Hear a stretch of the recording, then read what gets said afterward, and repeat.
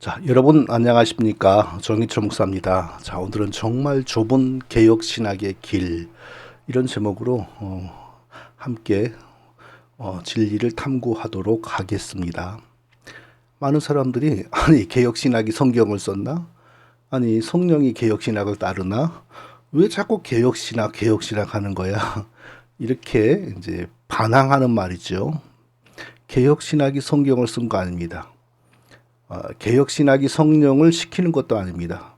왜 개혁신학이 중요한가? 성경을 가장 바르게 이해하고 설명하고 적용하기 때문입니다.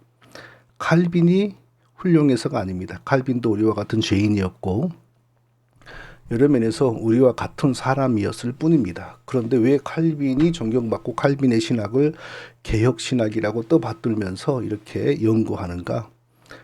칼빈이 하나님의 은혜를 입어서 성경을 누구보다 잘 이해하고 해석하고 설명하고 적용했습니다.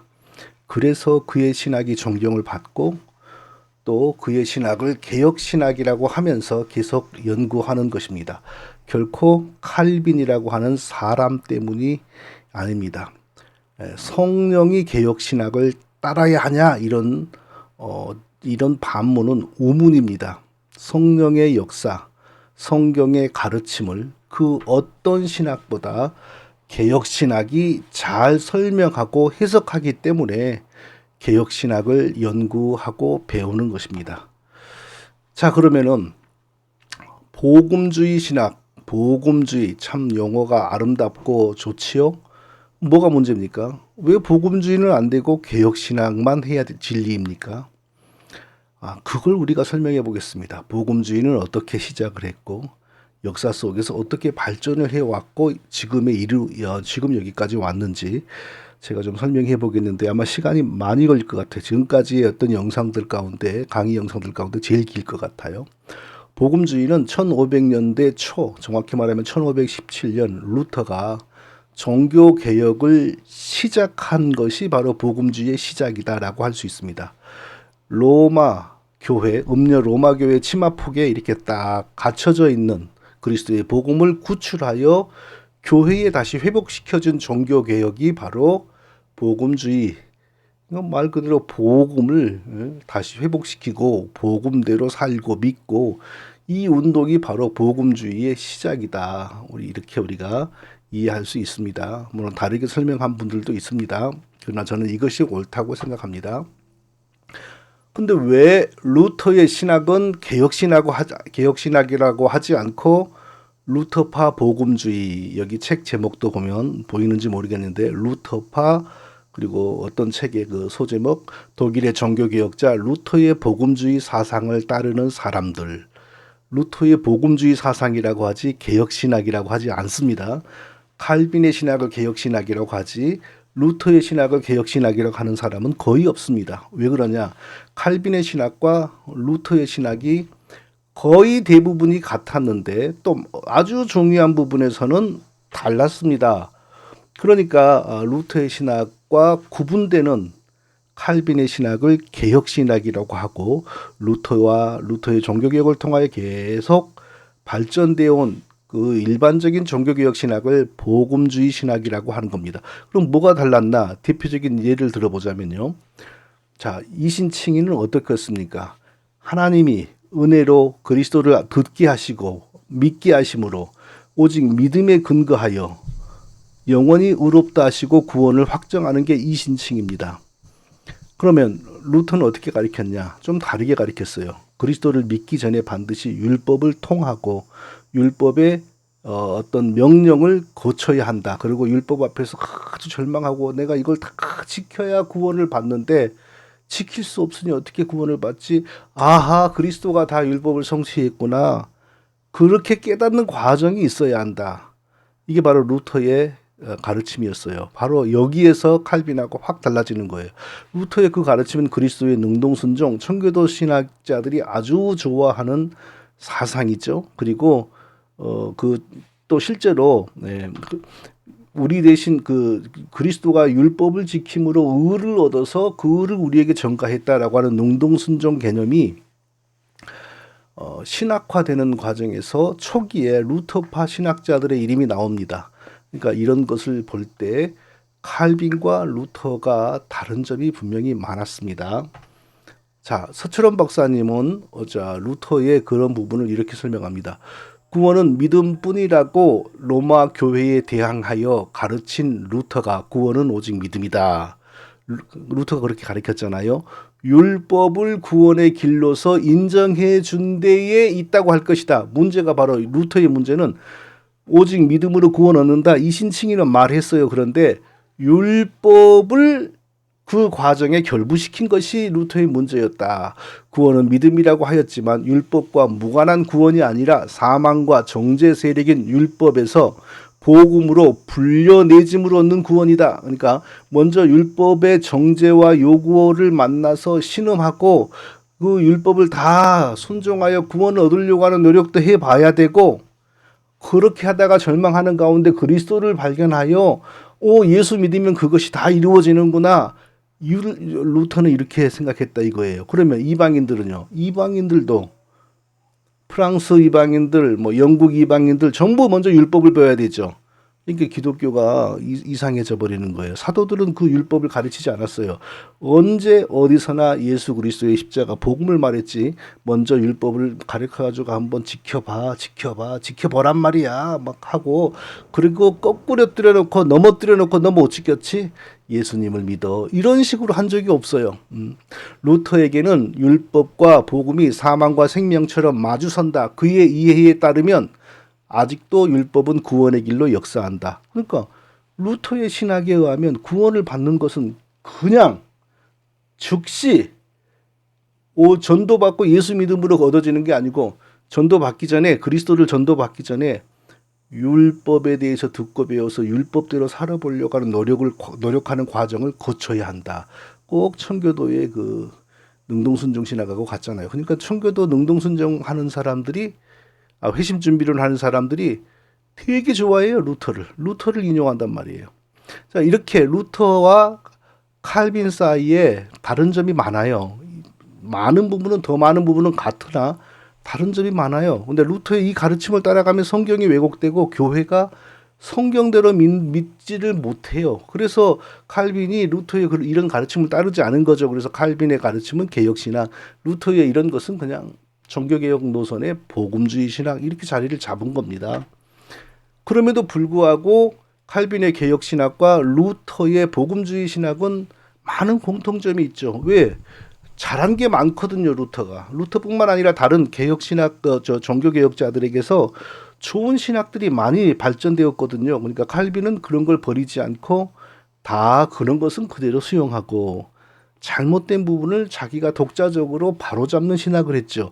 그래서 칼빈의 신학은 그들의 신학과 구별되게 개혁신학이라고 우리가 부르고, 다른 개혁자들의 루터의 그 전통에 있는 신학은 그냥 복음주의다, 루터파 복음주의다, 이렇게 우리가 부르는 겁니다. 자, 그럼 역사 속에서 이런 복음주의가 딱 하나, 처음에 시작된 게 그냥 역사의 끝까지 그대로 온 것은 아니잖아요. 중간에 어떤 또 물결이 일어나서 더 커지고, 그러면서 또 어떻게 발전을 하고, 또 나중에 어떤 사건이 일어나서 그게 또 어떻게 발전하고, 이게 역사 아닙니까? 자, 그런 그 일반적인 복음주의 노선은, 그 운동은 어떻게 그 다음에 또 큰 변수, 큰 파도를 만나냐 하면요.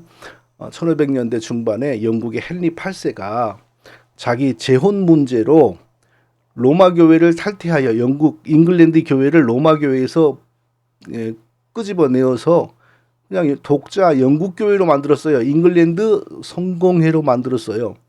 자, 그런데 거기서도 이신칭의는 말을 합니다. 이신칭의는 말을 해요.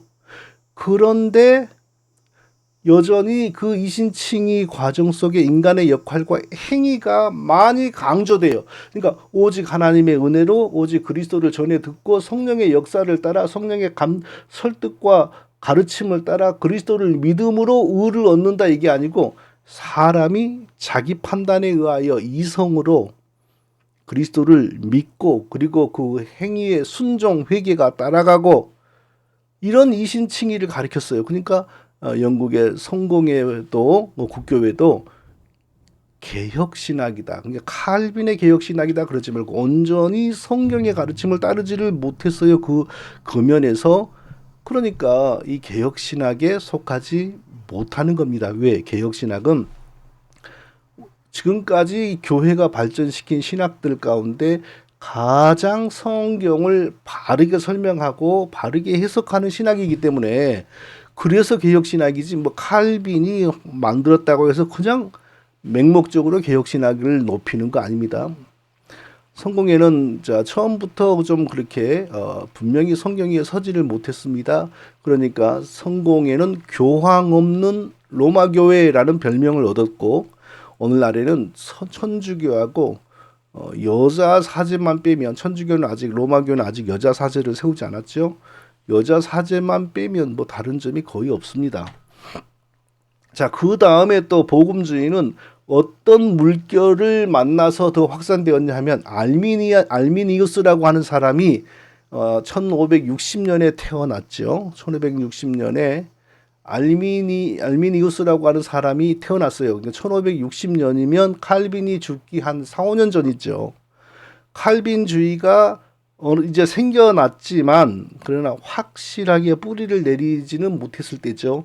근데 이 사람은 칼빈의 제자 베자라고 하는 사람에게 찾아가서 배우기도 했지만, 결론은 자기는 어떻게 내리냐, 이신칭의는 우리가 믿어야 하는데 이신칭의를 얻도록 사람이 그리스도를 선택하고, 사람이 순종하고, 사람이 예수 믿고, 사람이 회개하고 올바른 행위하고, 이렇게 해서 이신칭의가 되는 것이지, 오직 하나님의 은혜로, 오직 하나님의 선택으로, 인간이 전적으로 타락했으니까 하나님의 은혜로만 사람이 성령의 감동, 성령의 역사를 따라, 성령의 설득을 따라 예수님에 대해서 배워서 성령이 가르쳐 주셔서 예수 믿고, 이런 거 다 부정했어요.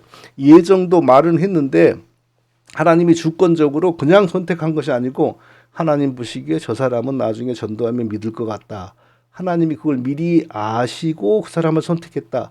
그러니까 이 사람의 신학은 전부 휴먼 베이스드, 인간의 그 중심된, 인간의 근본을 둔 신학입니다. 근데 오늘날 이 알미니우스의 가르침이 지금 그 이후로 여러 사람들이 알미니우스에게 영향을 받아서, 예를 들면 웨슬리, 뭐 그뿐이겠어요. 웨슬리의 영향을 받은 교회가 지구상에서 지금 제일 많잖아요. 감리교회가. 그러니까 현 세상의 복음주의 교회들 가운데 가장 많은 영향을 미치고 있는 사람이 바로 알미니우스입니다. 그러나 절대 이 사람의 신학은 개혁 신학으로 칠 수가 없지요. 자, 그 다음에 또 복음주의의 큰 물결이 일어났습니다. 어디서? 영국에서. 영국 청교도 복음주의가 일어났습니다. 근데 지금까지는 청교도는 복음주의가 아니고 개혁신학이고, 개혁신학에서도 최고의 개혁신학이다, 이렇게 우리가 배웠잖아요. 그런데 알고 보면 전혀 그렇지가 않아요. 자, 청교도는 그럼 어떻게 시작이 되었냐? 영국 국교회를 칼빈의 장로교회처럼 만들자라는 이슈로 시작을 했습니다. 그러니까 영국 국교회의 성직자들이, 영국 국교회는 교황 없는 로마 교회잖아, 현재로서. 칼빈이 유럽에 세운 장로교회처럼 우리도 그렇게 개혁을 해야 돼, 이렇게 시작을 했어요. 그러니까 칼빈을 본받자라고 하니까 칼빈주의였죠. 처음에는 개혁주의, 그러니까 칼빈주의, 개혁주의로 당연히 소문이 나고 이해가 되었죠. 그런데 문제는 시간이 조금 지나면서 장로교 청교도들보다는 소수의 회중주의 청교도들, 회중파 청교도들이 신학을 주도하고 또 세속 권력도 나중에 장악합니다. 그래서 나중에 어떤 일이 벌어지냐, 세상 권력자 크로멜이 회중파 청교도 신자였거든요. 그 혁명에서 크로멜이 승리하면서 크로멜의 군대가 잉글랜드 장로교회, 스코틀랜드 장로교회를 말살시켜버립니다. 당시 물론 잉글랜드에는 장로교회라고 세워진 것은 없고 장로교 청교도들이 득실거렸어요. 그렇게 많았어요. 그러니까 10명이 장로교 청교도였다면 1명 정도가 회중파 있을까 말까 했는데, 회중파 청교도들이 다수가 되면서 장로교주의자들을 다 말살시켜버린 거예요. 그러니까 그 이후로 잉글랜드에서는 장로교 운동이 일어나지를 않았어요. 그러니까 신학적으로 회중파가 잡고 정치 권력으로 회중파가 잡으니까 장로교가 개혁신학이잖아요. 없어졌죠. 근데 왜 청교도 운동이 개혁주의 운동으로 포장이 됐는가? 이것은 사탄의 지혜죠. 이건 사탄의 지혜가 아니면 이런 일이 벌어지지 않아요. 하나님은 이런 일 안 해요. 아니, 신학적으로 회중파가 주도하고 회중파는 나중에 회중교회가 따로 있지 않습니까? 세상 정치 권력도 회중파가 장악해가지고 잉글랜드에서 장로교 세력 싹 없애버리고 스코틀랜드도 지배해버리고 스코틀랜드는 그때 장로교 나라였는데 그런데 어떻게 그런 청교도 운동이 개혁신학하는 운동입니까? 말이 안 되죠. 그리고 신학적으로 분명히 여기가 이신칭의를 주장을 했어요. 그런데 이신칭의는 어떻게 얻어지는 이신칭입니까? 사람이 율법을 배우고 율법을 배울 때 성령이 그 영혼을 각성시키면 사람이 스스로 예수 찾아가서 예수의 의를 덧입기 위하여 소원하고 간구하고 하나님 저에게 예수 믿는 은혜를 주세요. 이렇게 해가지고 이신칭이 얻는 겁니다. 그러니까 이것도 이신칭이는 같으나 그 내막을 보면 역시 사람의 이성과 사람의 선택과 이게 다 강하게 아주 중요하게 작용을 해요. 이런 회심준비론이 어떻게 개혁신학입니까? 그리고 처음에 아담이 죽음이 없는 영생의 상태로 그리고 하나님 백성으로 지어졌다는 걸 부정을 하고 율법을 다 완전하게 지키면 하나님이 그를 자기 백성으로 삼기로 언약을 했다. 이런 게 어떻게 개혁신학입니까? 그 행위 언약이 바로 청교도 신학의 주춧돌인데요. 존 오웬이니 모든 청교도 신학자들이 그런 걸 믿고 가르쳤어요. 그러니까 여기도 일반적인 종교개혁 테두리 안에서 발전해온 복음주의 신학이라고 해야 맞지 개혁신학이다 칼빈주의다라고 하기에는 너무 이상하고 엉터리 같은 면이 많아요. 청교도주의가요. 자, 그 다음에 1600년대 중반부터 활짝 편 개신교 정통주의라고 하는 게 있는데요. 리폼드 올더독시라고 하는 게 있는데 이것은 무슨 운동이라기보다 신학 방법입니다. 그러니까 신학 운동이라고 생각하면 돼요. 자, 이것은 왜 생겨났냐? 칼빈이 완성한 종교개혁 신학을 당시 유럽에서는 다 칼빈 다 뭐 속으로는 뭐 잘못해도 전부 입으로는 칼빈 하고 있었어요. 지금 마치 우리나라에서 아무거나 다 믿는 사람들이 개혁신학 하는 것처럼 그때도 마찬가지였어요. 칼빈의 신학을 유럽의 개신교회에게 정착시켜야 돼요. 정착시키려면 뭘 해야 되죠? 교리 만들어서 가르쳐야 되고 우리는 이걸 이렇게 믿는다라고 신앙고백서 만들어서 가르치고 뭐 그런 거 하는 거죠. 그런데 그거 자체가 나쁜 건 아니죠. 그런데 문제는 그런 신학적인 작업을 하는 신학의 방법이라고 하는 게 있는데 다시 중세 로마교회의 방법을 따라가 버린 겁니다. 중세 로마교회 신학 방법이 스콜라주의 아리스토텔레스의 철학으로 신학을 하는 방법이었는데 칼빈은 그걸 다 버렸죠. 근데 칼빈이 죽고 나자 좀 시간이 지나서 유럽에 다시 아리스토텔레스의 철학이 유럽에서 인기를 끌었어요. 그러니까 그 시대의 개신교 신학자들이 칼빈의 후예들이 다 아리스토텔레스의 철학을 배우고 그 철학의 방법으로 신학을 했어요. 그러니까 중세 로마교회 철학을 스콜라주의라고 하는데 이 시대에 그러니까 칼빈의 신학을 유럽 교회에 정착시킬 때의 개신교 신학자들의 종교개혁 신학자들의 방법은 뭐였냐? 프로테스탄트 스콜라티시즘, 개신교 스콜라주의라고 불려요. 왜? 똑같은 스콜라주의 신학 방법을 개신교 신학자들이 사용했기 때문에 그 스콜라 프로테스탄티시즘, 프로테스탄트 스콜라티시즘의 대표적인 작품이 뭐냐? 웨스트민스터 신앙 고백입니다. 그러면 그 아리스토텔레스 철학의 신학 방법이 뭐냐? 아리스토텔레스 철학이 그렇잖아요. 뭐가 어떻고, 그 다음에 뭐가 어떻고, 이런 논리 유추에 의한 결과, 이런 거잖아요. 그러니까, 그런 식으로 신학도 구성하니까, 예를 들자면 뭐 그리스도가 어떻게 우리의 죄를 용서했냐? 십자가의 죽음으로 죄를 용서했다. 그럼 그리스도는 어떻게 우리를 의롭게 만들었냐? 그리스도가 이 모세의 율법을 다 지켜서 의를 먼저 얻으시고 그 의를 우리에게 전가했다. 이렇게 성경 중심으로 신학하지 않고 이성, 사유, 논리, 유추 이런 거에 익숙해가지고 성경을 떠나서 자기들의 그런 사변적인 신학을 만들어버린 게 바로 능동순종, 행위언약 뭐 이런 거란 말입니다. 오늘날에 와서는 그런데 오늘날에 와서는 개신교 정통주의, 프로테스탄트 스콜라티시즘을 칼빈의 신학이라고, 칼빈에게 합당한 신학이라고 우기는데 아주 열심이죠. 그래서 칼빈 이후의 개혁신학, 뭐 이런 제목의 책들이 나오는 겁니다. 칼빈 이후의 개혁신학, 사실은 이 개신교 정통주의를 말해요. 그리고 중세의 로마교회의 신학 방법인 스콜라주의에 의해서 만들어진 신학입니다. 칼빈이 버린 아리스토텔레스의 신학 방법 스콜라주의를 그 나중에 신학자들이 그 방법으로 신학을 했어요. 그러면 칼빈주의가 됩니까? 칼빈이 버린 것을 가지고 했으니까 칼빈주의가 될 수 없죠. 실제로 뭐 웨스트민스터 신앙고백 같은 데 보면 많은 내용은 좋은 내용이에요. 그러나 그 속에 보면 절대로 칼빈하고 맞지 않는 내용, 특히 행위언약 같은 게 다 들어있어요. 그런 건 우리가 버려야 됩니다. 자, 그 다음에 독일에서 경건주의 운동이 일어났죠. 경건주의 운동은 왜 일어났냐? 개신교 스콜라주의, 개신교 정통주의, 그러니까 교리 논정에 대한 염증으로 일어난 거예요. 맨날 신학자들이 뭐 교리에 대한 이야기만 하니까 이제 사람들이 또 메마른 거죠. 아, 우리 삶을 터치해주라, 좀 마음을 터치해주라, 힐링해주라, 그런 게 일어난 거죠. 그래서 경건한 생활, 그리고 뭐 교리 논쟁보다는 실천, 그리고 우리 삶의 순결, 그리고 내면의 빛, 내면의 빛이란 것은 결국은 감정주의거든요. 이런 것을 이제 추구하는 운동이 일어났어요. 제가 생각하기에 그러면 우리가 익숙한 인물 중에 이런 것에 대표가 될 만한 분이 누구인가? 저는 대천덕이라고 하는 그 성공, 한국에서 일평생을 보냈던 성공의 신부라고 생각합니다. 노동하고 묵상하고 뭐 경건하게 살고 그랬잖아요. 근데 이게 문제가, 이런 사람들의 문제가 뭐냐? 우리의 신앙의 뼈대는 말씀입니다. 말씀을 더 쉽게 요약하고 뼈대를 채운 게 바로 교리입니다. 교리에서 떠나게 되죠. 신학을 떠나게 되죠.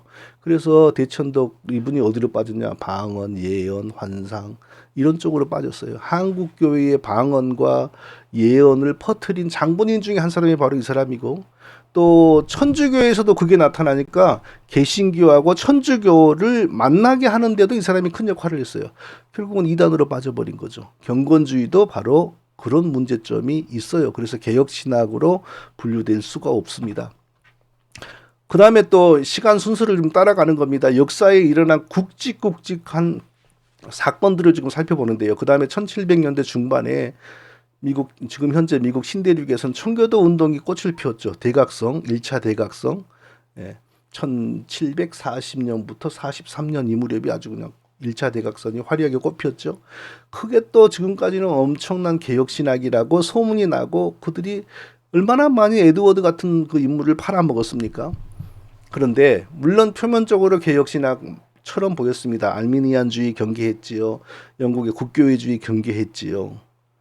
그런데 이들의 이신칭의도 역시 사람이 결단하고 사람이 깨달아서 그리스도를 찾아가서 하나님께 예수의 은혜를 부어달라고 간구하여 얻는 이신칭이었습니다. 율법을 선포할 때 성령이 영혼을 각성시킨다. 회심준비론이죠. 그럼 각성된 영혼이 그때부터 회개하고 예배하고 아직 구원받지 못했어요. 그러면서 예수의 은혜를 하나님께 부어달라고 계속 간구해요. 그 간구를 언제까지 해야 될지 자기도 몰라요. 근데 어느 순간 그 하나님이 응답하셔서 회심 체험을 주면 그 회심 체험이라는 게 굉장히 신비적인 거죠. 주관적인 거고. 뭐 그러면 이제 이신칭의를 얻은 거예요. 교묘한 알미니안주의죠. 그리고 아주 신비적 깨달음 신비주의, 주관주의, 뭐 내면의 불꽃 이런 이단 사상하고도 다 연관이 있습니다. 그리고 특별히 그 에드워즈라고 하는 사람은요 아주 이단성이 강했어요. 혼자 묵상하다가 삼위일체 하나님을 이렇게 직접 봐버려요. 그게 아주 무서운 이단 현상입니다. 삼위일체의 신비를 직관하는 자는 이단입니다. 인간은 그럴 수가 없어요. 천국에 가서도 과연 삼위일체의 신비를 사람이 봐버릴까요? 천국 어렵다고 봐요. 어떻게 피조물은 하나님의 존재 방식을 파악할 수 없습니다. 근데 이 땅에서 묵상하다가 삼위일체를 보고 감동받고 그래가지고 혼자서 서너 시간씩 울고 그래요. 그뿐만이 아니에요. 이 사람이 집회할 때 율법의 저주 선포하고 그러면 사람들이 심신이 미약해집니다. 그러면 그때 사탄이 강신해가지고 사람들을 쓰러뜨리고 넘어지게 하고 웃게 하고 밤새도록 드러누워서 몸을 못 움직이게 하고 환상 보고 입신에 빠지고 훗날의 오순절 운동, 신사도 운동이 이미 이때 시작이 된 거예요. 에드워드 집회에서. 이게 무슨 최고의 개혁주의입니까?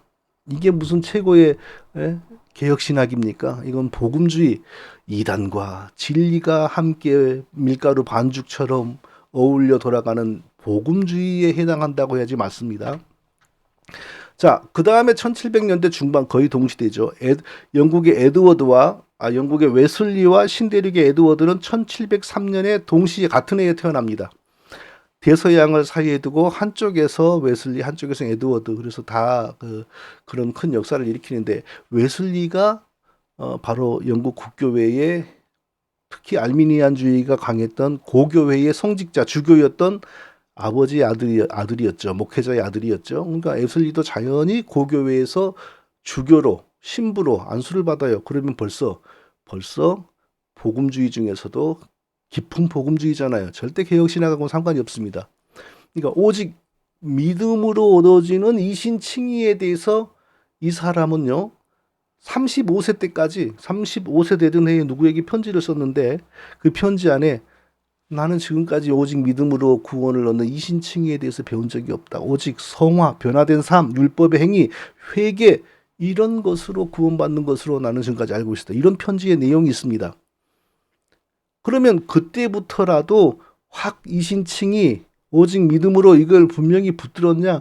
로이드 존스의 연구에 의하면은 어떨 때는 이신칭이, 어떨 때는 행위구원, 어떨 때는 이신칭이, 어떨 때는 행위구원, 평생을 오락가락했다 그래요. 그래서 저는 이렇게 저는 웨슬리에 대해서 잘 몰라요.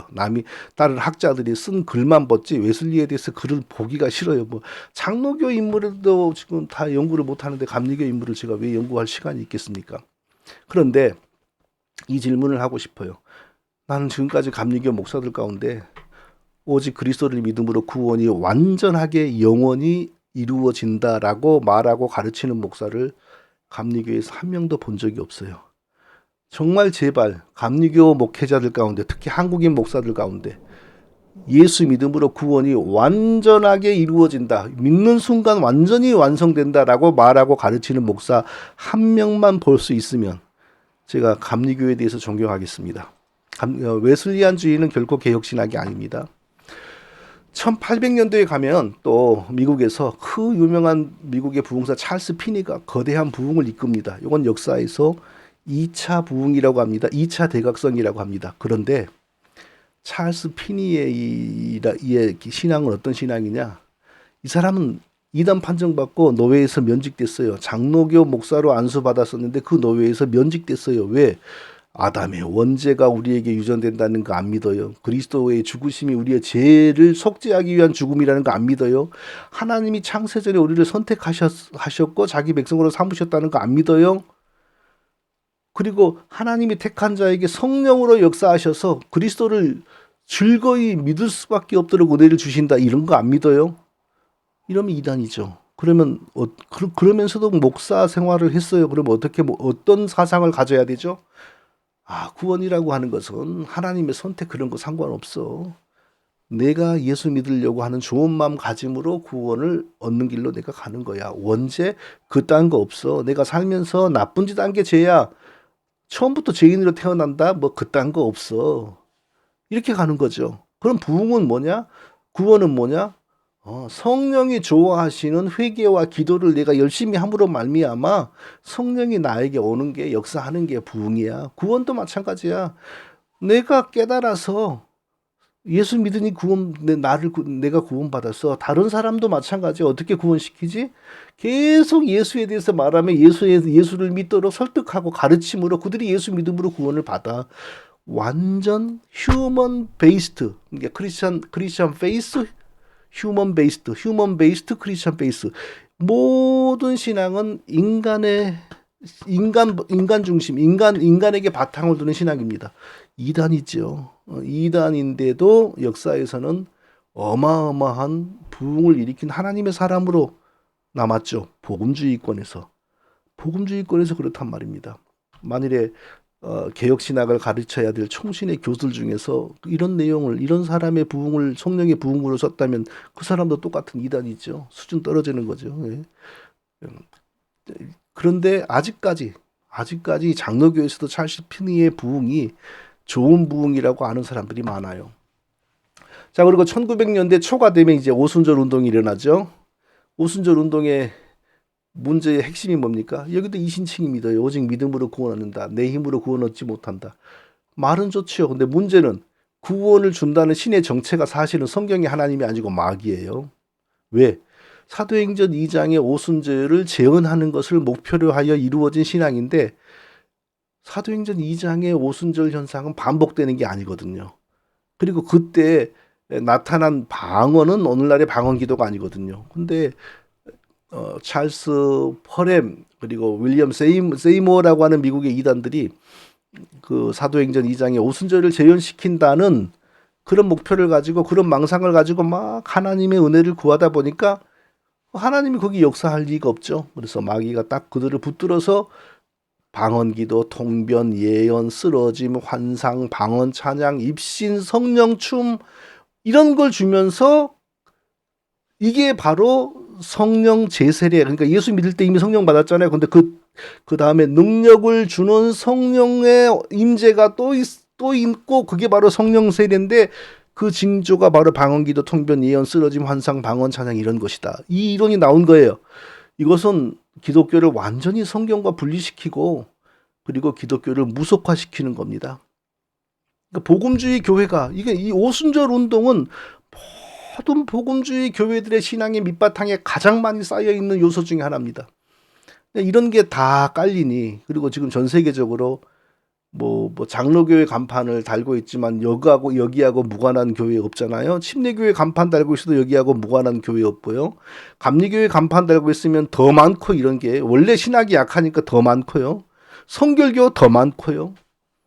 그리고 이 오순절주의가 60년대는 은사운동으로 명칭이 달라져서 또 불길처럼 일어나고 80년대는 비냐드 운동으로 2000년대부터는 신사도 운동으로 불길처럼 막 일어나요. 오늘날 복음주의 교회들에게 가장 큰 자양분이 되고 있는 게 바로 오순절주의 그리고 알미니안주의 그리고 청교도주의 이런 거죠. 이런 것은 결코 개혁신학의 길과 거리가 멉니다. 자, 그리고 이제 1940년대 가면 이제 WCC가 발족이 되죠. 그리고 노골적으로 종교다원주의 운동을 하죠. 모든 처음에는 단순히 평화를 위해서 다른 종교들과도 대화를 해야 되고 그런데 시간이 지나가니까 본색이 드러나요. 다른 종교의 속에 있는 구원을 인정하기 시작해요. 그런데 이게 어떻게 복음주의가 될 수 있어요? 복음주의하고 너무 거리가 멀잖아요. 그런데 이거 복음주의로 자리를 잡아버렸어요.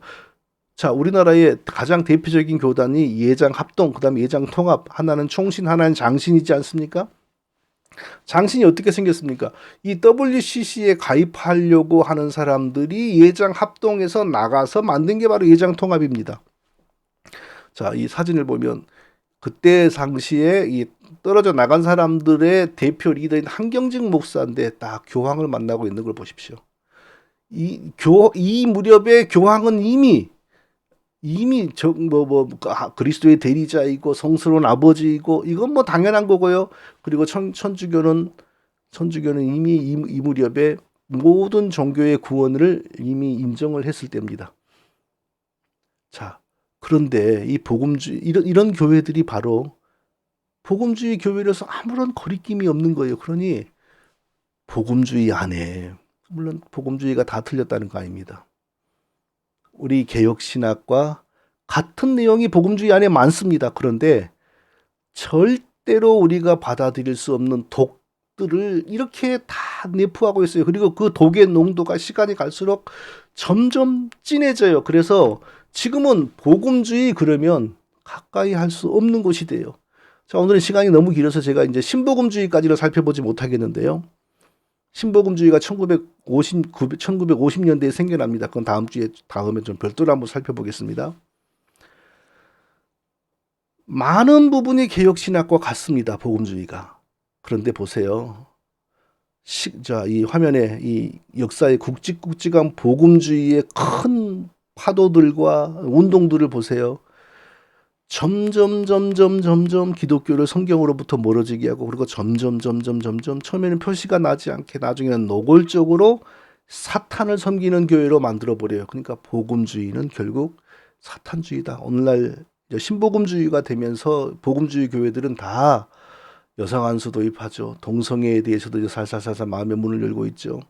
점점 심각해지고 있어요. 자, 그러면 이렇게 반문하고 있어요. 반문해 보겠습니다. 이 역사 속에서 이런 것과 관련된 거 다 지우고 나면 몇 개가 남습니까? 거의 없잖아요. 그러면 개혁신학 하면은 그 길이 얼마나 좁은지, 개혁신학 하면 결코 목회가 안 된다는 게 이미 드러나지 않습니까? 개혁신학 하면서 교회가 커지고, 개혁신학 하면서 교인이 10,000명이 되고, 개혁신학 하면서 명성을 얻고 성공을 얻는다. 새빨간 거짓말입니다. 예수님은 좁은 길로 가라고 했습니다. 사람이 좁은 길 선택하지 못하죠. 좁은 길로 가게 하시는 분은 하나님이시죠. 그런데 꼭 성경은 그렇게 말해요. 마치 사람이 구원을 선택할 수 있는 것처럼. 좁은 길로 들어가는 사람이 진짜 들어가 있는 사람이 하나님의 사람이에요. 개혁신학 하는 사람이 어떻게 세상에서 커지고 부흥하고 부유해지고 성공하는 목회자가 될 수 있습니까? 극히 드문 일이지요. 전혀 없지는 않을지라도 이 모든 것 안에 있는 독소들을 제거하고, 그러다 보니까 개혁주의자들은 비판이 많고요. 따지고요. 그리고 다 좋다고 하는데 혼자 저거 아니야 이렇게 말하는 경우가 많고요. 자, 그런 것입니다. 자, 오늘 강의 마치겠습니다. 개혁신학한다 함부로 말할 게 아닙니다. 개혁신학한다는 사람들은 여기 안에 있는 문제들을 다 걸러내는 겁니다. 여기 안에 문제들을 걸러내지 않으면서 개혁신학한다라고 하는 사람은 거짓말장입니다. 개혁신학의 길은 진짜 좁습니다. 하나님에게는 칭찬받아도 세상에서는 성공할 수 없는 길이 바로 개혁신학하는 길입니다. 그러니까 개혁신학의 길을 가는 사람이 드물지요. 왜? 가난하잖아요. 성공하지 못하잖아요. 그러나 그 길이 생명의 길이요 면류관의 길이라는 것을 모릅니다. 왜? 하나님이 그 은혜를 주시지 않았기 때문에. 다음에는 자, 그러면 이 복음주의가 1950년대에 들어서 어떻게 신복음주의로 바뀌면서 더 사탄주의에 근접했는지를 살펴보겠습니다. 건강하시기 바랍니다. 또 뵙겠습니다.